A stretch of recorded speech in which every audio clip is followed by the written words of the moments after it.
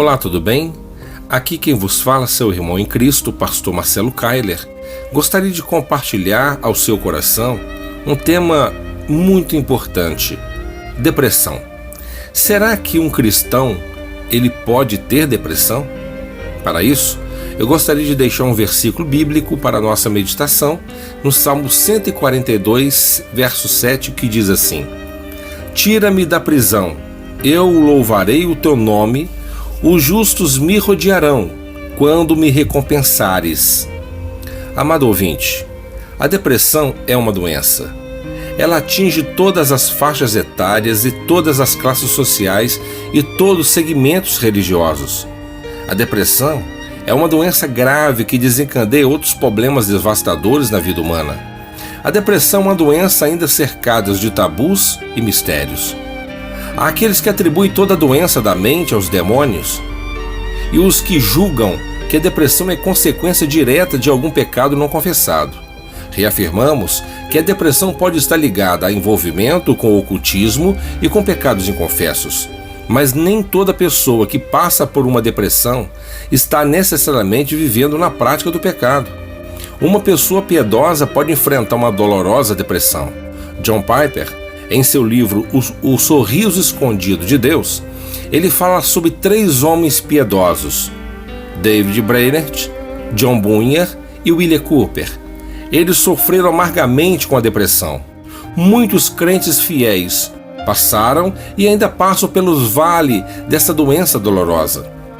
O profeta Elias foi um homem levantado por Deus em Israel num tempo de crise política e apostasia religiosa.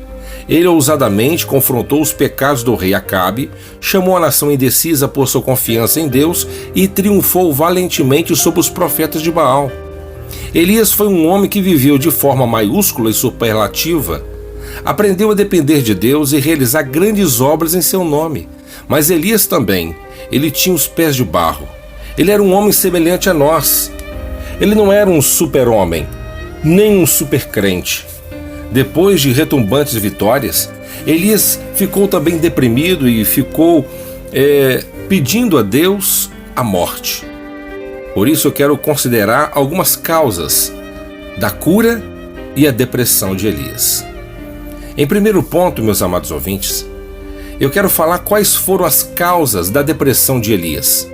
1 Reis 19, 1 ao 4. Em primeiro ponto, Elias desviou os olhos de Deus e fixou-os nas circunstâncias. 1 Reis 19, 2. Em dado momento, meus amados, ele pensou que a sua vida dependia da ímpia Jezabel e não de Deus. Essa mulher assassina, feiticeira, mandona, enviou a Elias um recado dizendo que o mataria irremediavelmente. Por isso, ele temeu e fugiu. Sempre que desviamos nossos olhos de Deus para fixá-lo nas circunstâncias adversas, afundamos num pântano de desespero. As circunstâncias são maiores do que nossas forças. Apequenamo-nos diante do gigantismo das ondas revoltas que nos ameaçam arrastar. Desviar os olhos de Deus para fixá-los nas circunstâncias é candidatar-se à depressão. Em outro ponto que eu gostaria de ressaltar, Elias entrou na caverna da solidão quanto mais precisava de pessoas à sua volta. 1 Reis 19, 3. A depressão nos prega esta peça, meus amados. Quando mais precisamos de companhia, queremos nos trancar nos quartos escuros. Elias dispensou o seu moço quanto mais precisava dele. A solidão é uma péssima companheira para quem está deprimido. Gente precisa de Deus e gente precisa de gente. Deus não nos criou para a solidão. Precisamos de um ombro amigo na hora da dor. Em terceiro lugar, Elias fez uma leitura assaz, pessimista, da situação à sua volta. 1 Reis 19, 4 ao 10. Elias, meus amados ouvintes, ele pensou que somente ele havia permanecido fiel a Deus naquela avalanche de apostasia. Mas Deus lhe afirmou que havia mais de 7.000 que tinham permanecido firmes na fé. Elias olhou para a vida com óculos escuros. Seu horizonte estava embaçado, sua visão turva, suas esperanças povoadas por um nevoeiro denso. Uma pessoa deprimida é quase sempre assaltada por um pessimismo doentio. Em vez de ter a visão do farol alto e subir nos ombros gigantes, os pessimistas só enxergam a escuridão do desespero à sua frente. Em quarto ponto, Elias perdeu completamente a perspectiva do futuro. 1 Reis 19:4. Elias pediu para si a morte. Ele julgou que o melhor da sua vida havia ficado no passado e que o futuro só lhe reservava um espectro de desespero. A depressão é uma doença. Ela é multicasual e responsável por outras doenças perigosas. A depressão é a principal causa de suicídio.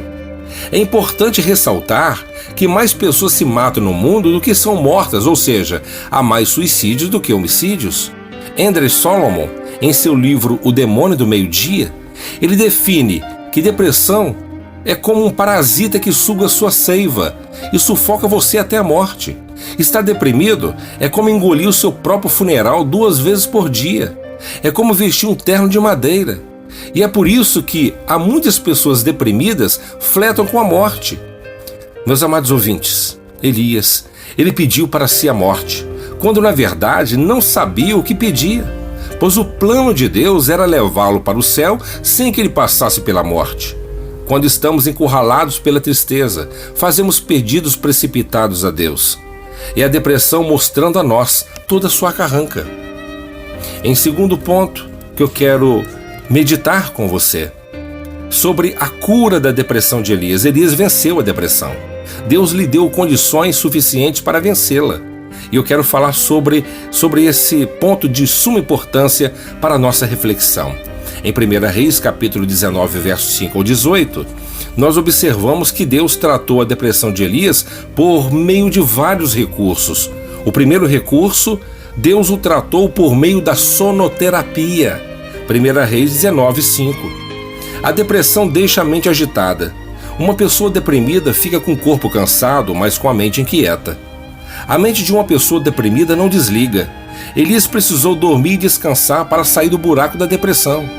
O sono é uma das mais importantes terapias para a cura da depressão. Em segunda observação, com relação à cura da depressão de Elias, Deus o tratou por meio da alimentação adequada. 1 Reis 19, 6 a 8. Deus preparou uma refeição para Elias no deserto.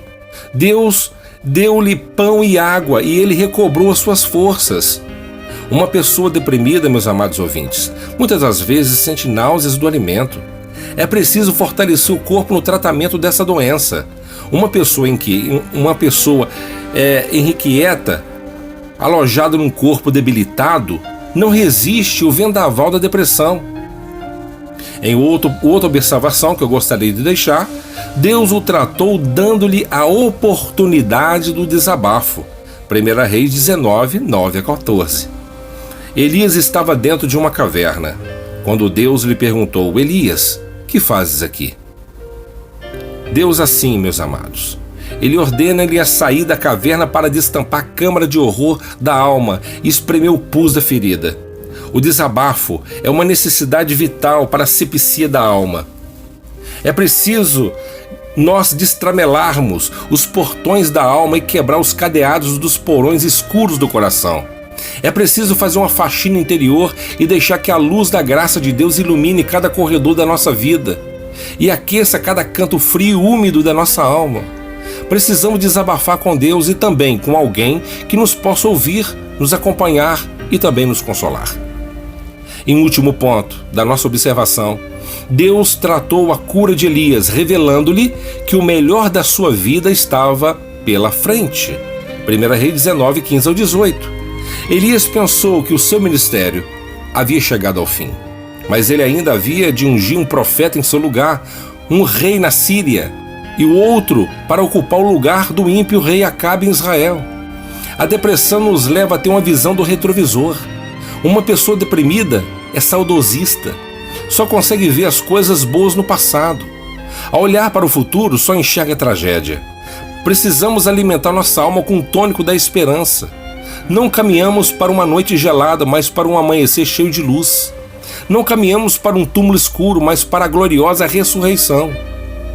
O nosso destino não é a escuridão do desconhecido, mas a glória do céu. Elias pensou que a vida não fazia mais sentido e por isso queria morrer. Mas Deus o levou para o céu sem que ele passasse pela morte, segundo Reis 2:11. Deus o arrebatou num céu, num redemoinho, meus amados ouvintes. E Elias, ele deixou os trapos da depressão para vestir-se com as roupagens alvas da felicidade eterna. Mas eu quero deixar em última observação pessoal minha, eu quero dizer para vocês que eu deixei para vocês algumas dicas espirituais, como que você pode vencer a depressão, assim como esses homens de Deus também enfrentaram e venceram. Mas eu quero deixar bem claro que eu não excluo, eu não rejeito os trabalhos maravilhosos que vários especialistas da área, médicos, estudiosos, que têm desenvolvido esse trabalho maravilhoso ao redor do mundo. Que você possa se espiritualizar, que você possa buscar a Deus, que você possa também procurar a ajuda de um ótimo médico, um bom médico, e também que você procure pessoas que lhe amam, pessoas que tenham realmente comunhão com você e que você esteja acompanhado de pessoas de bem. Isso vai fazer você ter uma mudança significativa no seu quadro depressivo, tá bom? Que Deus o abençoe. Que Deus o abençoe abundantemente em o nome do Senhor Jesus.